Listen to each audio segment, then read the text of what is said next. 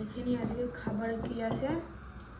এই রুটি, হ্যাঁ, এই আর সকালবেলার সবজি, আর এই কড়াই, আর মাশরুম।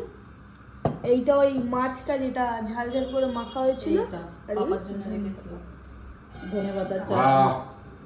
খাও, বাহ, পাপাকে বাহ। দে রুটি দে, পাপাকে রুটি দে, নিচে থেকে দিবি। নাও না, তুমি নাও, হ্যাঁ। গরম। মাশরুম নাও। এটা একটু ঘেবি রেখেছি মাশরুমটা।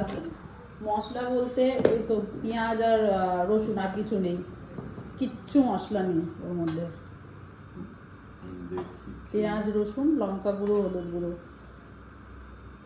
একদম সিম্পল বানালে এত সুন্দর হয় না, অনেক সময় রিচ না বানানোই ভালো। কেমন হয়েছে শ্রেয়াঙ্ক? হ্যাঁ, হেভি। সকালবেলা তো খেয়েছিলাম, হেভি হয়েছে। সকালে করে রেখেছিলাম রাত্রির জন্য।